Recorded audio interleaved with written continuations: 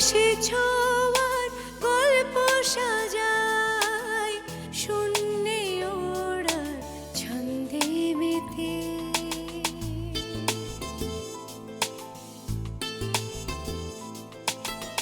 আকাশে যে অসীমের ঠিকানায় সে যেন শুধু দৃশ্য সাজায় যত গল্প ধাঁধায় হাত বাড়ালে বুঝি কেউ নেই আকাশ ছোঁয়া গল্প সাজায় শূন্যে ওড়া ছন্দে মেতে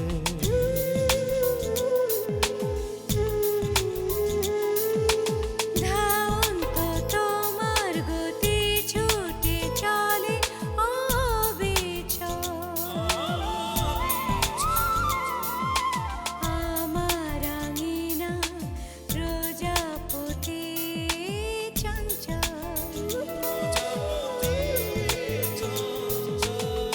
উড়ে উড়ে যায় কত অলি গলি অবিরত যত কল্প ধাঁধায় মন বাড়ালে বুঝি কেউ নেই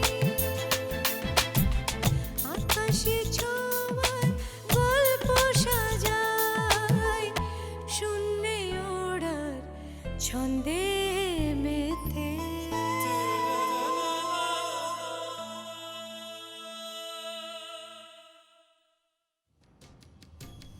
ও দিদি দিদি গো জল কই দিদি দিদি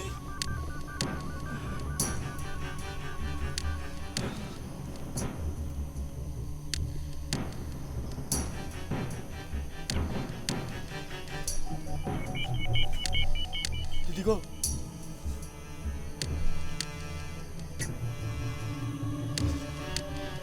দিদি গুরু গো গুরু এটা আমার কি বিপদে ফেলাইলা গুরু এই আন্ধার রাইতে অসীম নারী মানুষ কি করি দিদি দিদি গো কথা কও দিদি কথা কও তুমি কেলা দিদি আর ডাকি কিছু দেখি না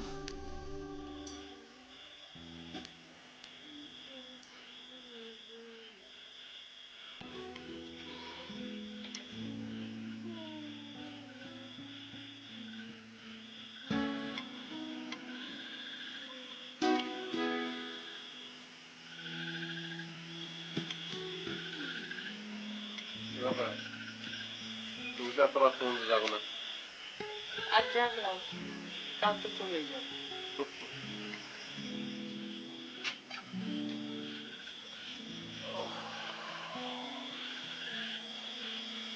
কি তাড়াতাড়ি দিনগুলো চলে গেল হুম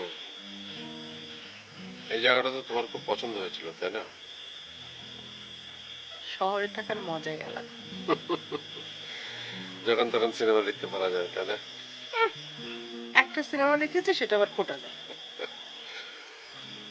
তুমি একটু ঘুমিয়েছে তাই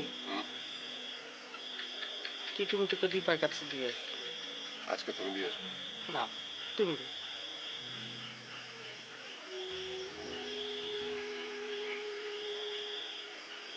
এখানে আসার পর টিটুমিটুকে খুব শাসন করা হয়েছে কোনো টুর শব্দ শুনেছ না শোনো বাড়ি ফিরে গিয়েও কিন্তু এরকম ভাবে শাসন করবে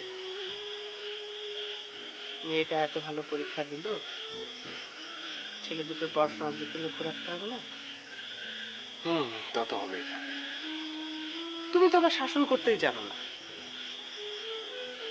ও ম্যানেজারের খবর কি ম্যানেজারকে মানসিক হাসপাতালে ভর্তি করা হয়েছে শশীকলা জানতো যে তার সেবা করছে যত্ন করছে আর মজার ব্যাপার কি জানো ম্যানেজার এখন সত্যিকারে বিশ্বাস করতে শুরু করেছে শশীকলা তার স্ত্রী শশীকলা আমাদের স্বামীর ঘরে খুব কষ্টেই ছিল সেও খুবই যত্ন করছে ম্যানেজারের, খুশি মনেই যত্ন করছে। শেষ পর্যন্ত আরো একটা গতি হলো আর কি। যার কপালে যা থাকে। তাই আজই তোমাদের এখানে শেষ দিন, চলো না দুজনে একটু হেঁটে আসি বাইরে। চল।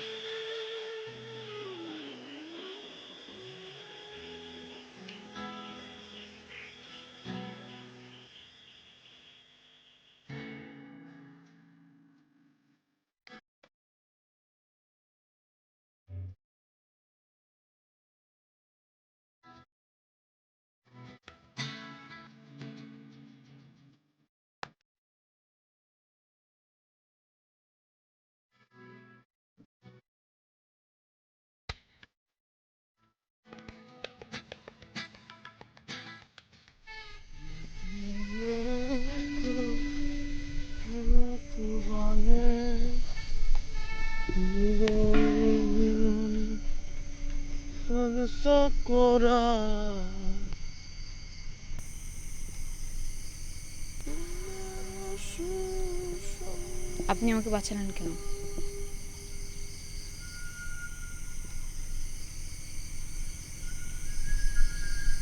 কেলায় কারে মারে আর কেলায় কারে বাঁচায়। আমি তো তোমারে বাঁচাইছি না গো, তোমারে বাঁচাইছে কেলা। এটা যদি প্রশ্ন থাকে, প্রশ্ন করো প্রভু নিরঞ্জন রে, সেই জানে কি খেলা এসব হবে। তুমি বৈষ্ণব? হুম, না গো, বৈষ্ণব না, বাউল না, কুস্তা না। হইতে আর পারলাম কই, ভোগে মত্ত এই মনটা আমার আগুনে পুরাইতে পারলাম কই।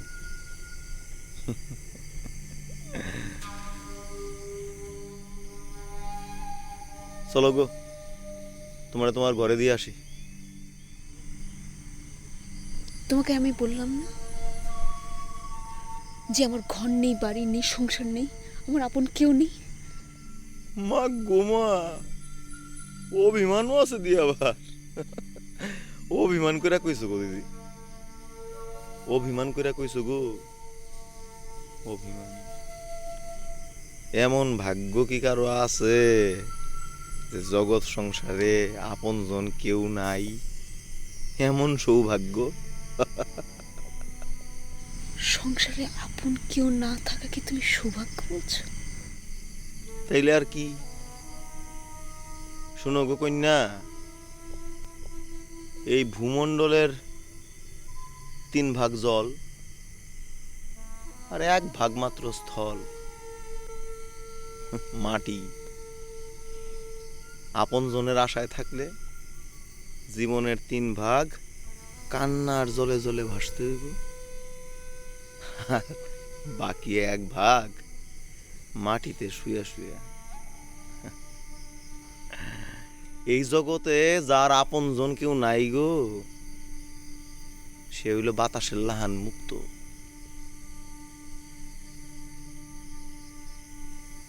আপনজনের আশায় থাকলে সুখ পাখি কোনোদিনও খাঁচায় আইসা বইব না গো।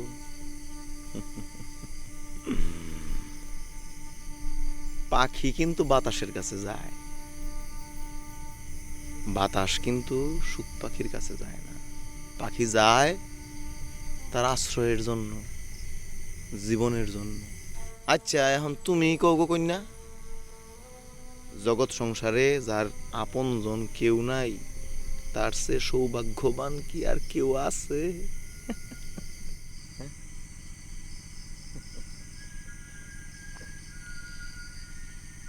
তোমার নাম কি?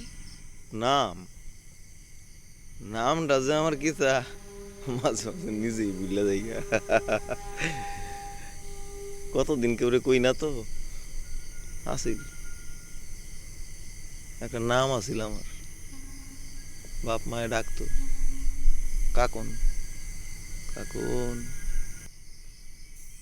এখন আর কেউ ডাকে না। দেখছি কুম্বালা না কুম্বালা ঘর থেকে রাগারাগি করে বাইরেছো, বাড়ির লোকজন চিন্তা করবো না? এখন চলোছে ঘরে, চলো আও ঘরে দিয়ে আই।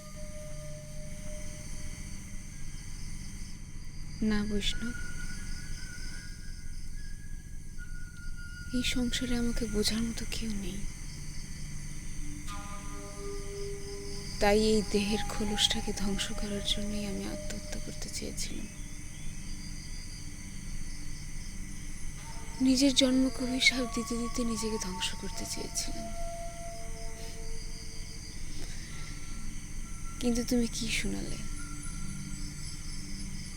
যে এই সংসারে কেউ আপন না থাকলেই সেটা সৌভাগ্যের ব্যাপার। ভুলও হইতে পারে, আমার তো তাই মনে হয়, তাই কইলাম।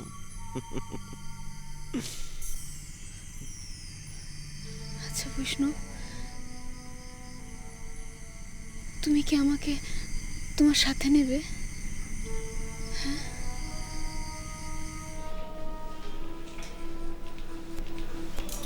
দীপা ঘুমিয়েছে? ঘুমিয়েছে, জোর করে শুয়ে দিলাম। ও তো চিঠি লিখতে বসেছিল, রমলা সেন। এত বড় উপকার করলেন মহিলা আমাদের। রক্তের সম্পর্কের কোনো আত্মীয় নন, অথচ দীপাকে এত স্নেহ করেন।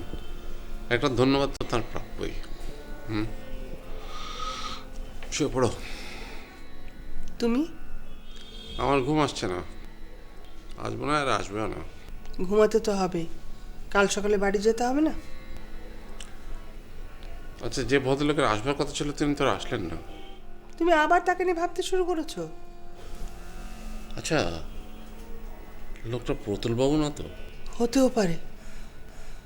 মানুষের উপর এখন আর আমার কোনো বিশ্বাস নেই। আচ্ছা, তোমার কি মনে হয় প্রতুলবাবু দীপাকে সব সম্পত্তি দিতে রাজি হবেন? তুমি আনার কথাটা ভুলে যাচ্ছ কেন? ওকে কখনো চাইবে যে ওকে বাদ দিয়ে দীপা সব সম্পত্তি পাক?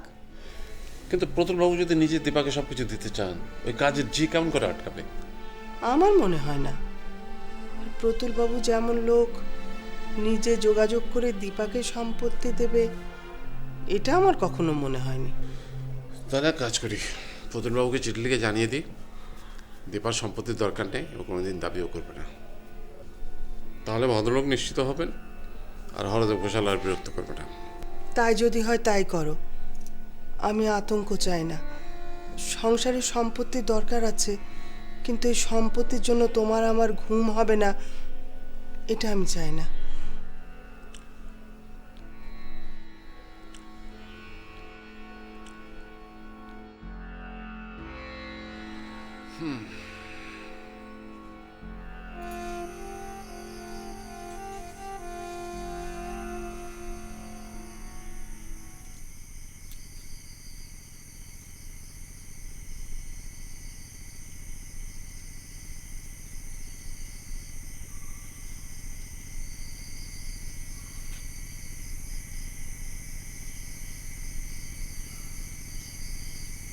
আসলেই কি এই জগৎ সংসারে তোমার আপন বলতে কেউ নাই? হ্যাঁ,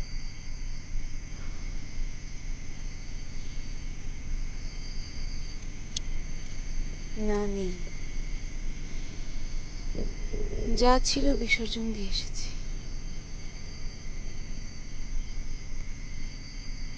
এখন তুমি দয়া করে আমাকে তোমার সাথে নিও। আমার লগে তুমি কই যাইবা? তুমি কোথায় যাবে? আমি যে কই যাইমু আর কই যাইতাম না, এটা তো আমি নিজেই জানি না। তাহলে আমিও যাব তোমার সাথে সেই জানি না পথে।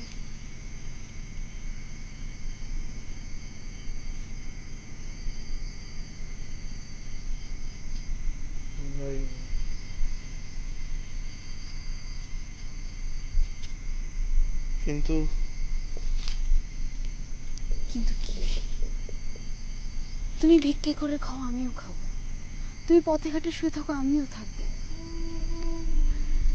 ভগবান শুধু আমাকে বাঁচানোর জন্য তোমাকে পাঠায়নি বৈষ্ণব, আমাকে নতুন জীবন দানের জন্য পাঠিয়েছে। তুমি দয়া করো, আমাকে তোমার সাথে নাও। বিশ্বাস করো, আমার দ্বারা তোমার কোনো ক্ষতি হবে না, কখনোই কোনো ক্ষতি হবে না। না গো কন্যা, না না না না। আমার ক্ষতির কথা আসতেছে না। আমি চিন্তা করতেছি আমার দ্বারা তোমার ক্ষতি হওয়ার সম্ভাবনাটা বেশি। আমি যে এখনো আমার ঠিক মতো বানতে পারলাম না গো। আমার ভিতরের মানুষটারে আমি ভীষণ ভয় পাই। ভয়। তাহলে তুমি আমাকে বাঁচালে কেন? বাঁচালে কেন? এতক্ষণ তো আমি শান্তিতে আত্মহত্যা করতে পারতাম। না গো, না না না না না। ওই আত্মহত্যা করো না গো। পাপ, পাপ, মহাপাপ। এমন মানব জনম। থামো! তুমি তোমার নিজের পাপের ভয়ে অস্থির। তুমি যাও, আমি এখন শান্তিতে আত্মহত্যা করতে পারবো। আমি আত্মহত্যা মরমু মরমু। কে রে, মরণ ছাড়া আর কুস্তা নাই, কুস্তা নাই। কি সুন্দর এই দুনিয়া। গুরু, গুরু বাবা, এই আন্ধার রাইতে আমি কি বিপদে পড়লাম।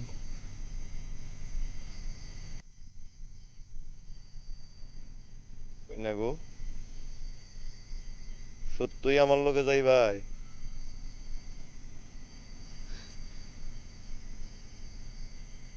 সত্য।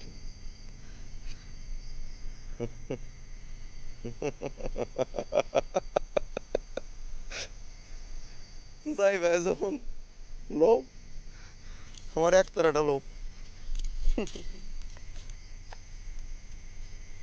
এমন মানব জনম আর কি হবে, মন যা করার করাই করো এইভাবে। বলিস কি? কি যে হয়েছে মাসিমা, বাগানে একেবারে ছিছি পড়ে গেছি। লক্ষ্মীর কি অবস্থা? দেখিনি, কি আর হবে, লজ্জা মাথা কুটে মরছে। আর শ্যামল?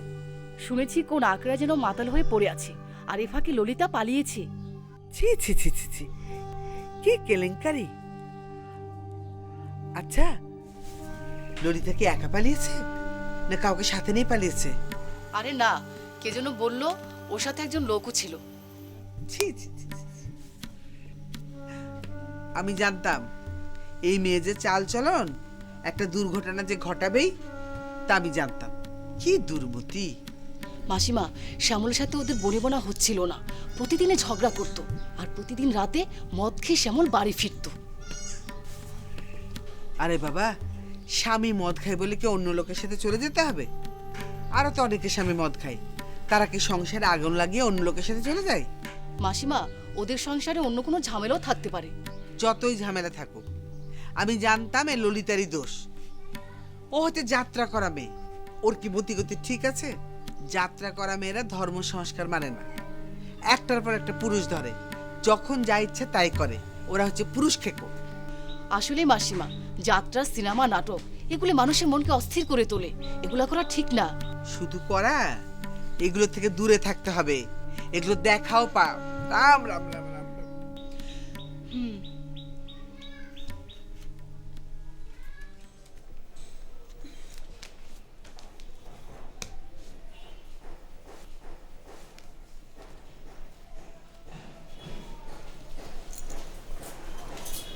কিরে, তোর কোচ কাছে হয়ে গেছে? বাবা কোথায়? তোর বাবা গাড়ি আনতে গেছে।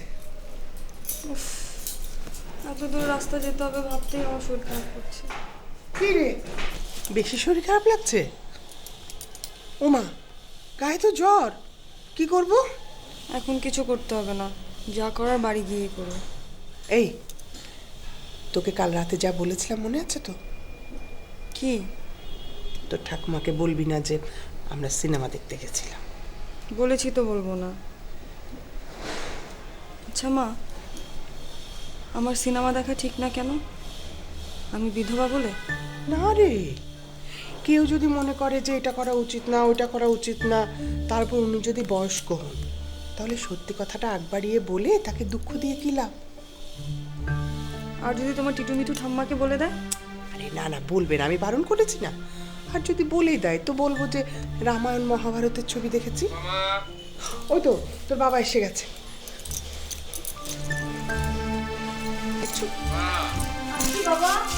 চেনটাও না।